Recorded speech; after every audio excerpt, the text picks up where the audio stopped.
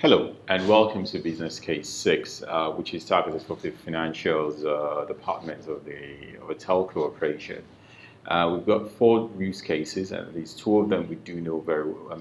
Has been very pronounced in the part in an implementation and in an operation where they're being used. And this is targeted for financial people, the business risk management people, CFO office, and revenue assurance. So without much ado, we will show you how DIST has been able to accomplish these use cases.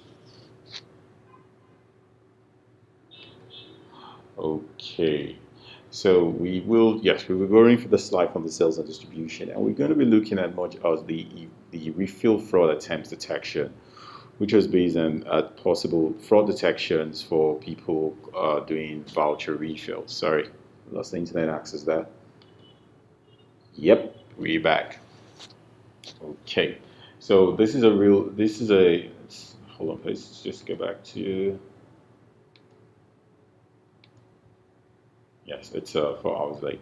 So this is based on current data, and we can see possible attempted transactions that we see are possible fraud, perpetrated fraud. For instance, we can see this fellow right here trying to do a 97 million safe transaction. Wow, for just an airtime, that's huge. And it's trying to do the transfer. We can see from these we can actually see the much details, granular data on such a transaction.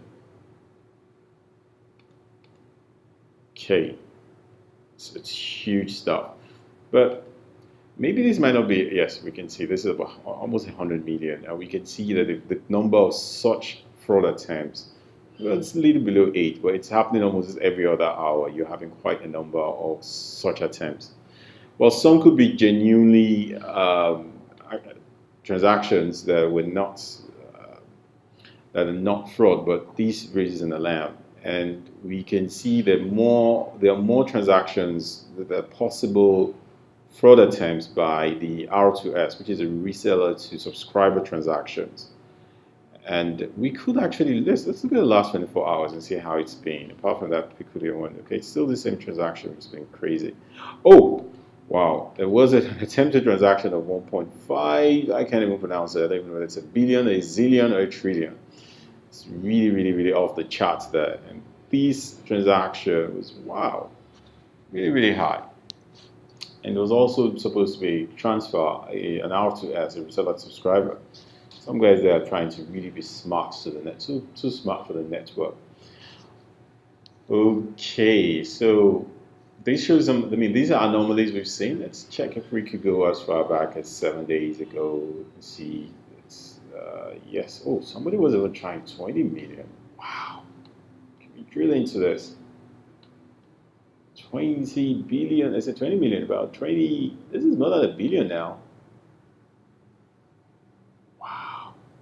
Some people are really desperately trying to take advantage of the network. But with this tool, these are things that you probably will not detect with the naked eye easily or with numbers. And with the visualization, we can see how attempts have been to do for subscribers, customers, trying to ask for more than what they can afford. Well, I think there might be room for just one more, which is on the financials, real time. And yes, we might just have time for this. Yes, so this is now on the actual transactions. We can see transactions occurring in the network. These are due to, well, some very high volume of transactions need occur. However, one particular transaction that we do want to, we want to help with a user's case, which was used there was situation. Let's just say the last 90 days. Yes, this has been an important tool used by the system. And what we did see was that the counters from the CCN were exactly with the revenue from the downstream business reporting system. They had the same pattern. And we further went to take the ratio of the CCN counters with the revenue, and we can see a direct correlation. and that's about, and when you divide them, we maintain the straight line, which is about 100 million. And what we see is that if there's a deviation, a slight, if this starts going up, we know that, okay, what is happening? That means that the downstream CCN, upstream CCN nodes, the traffic being generated has not yet been captured in revenue at the revenue side. So that could mean that we need to get more data to complete the business reporting system. And we don't expect it to ever go low, because that will be, we can have more revenue generated than what the system actually, the counters from the system. So it's a very good indicator, and it's really, it was a tool that even the enterprise business side of the business really loved, and they're really interested. And of course, the revenue assurance have also used this. And also, based on this trend, it's easy for them to make an interpolation. Imagine if the business reporting system had downtime for days, or was lagging in terms of processing the humongous number of CDRs.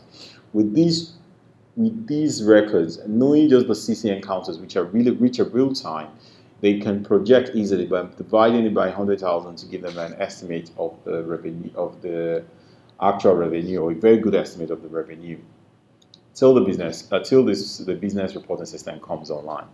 So these are ways we've been able to see how DIST has helped these use cases, these 4 use cases within the network where it's been implemented. Well, thank you very much, and I hope to see you in the business case 7.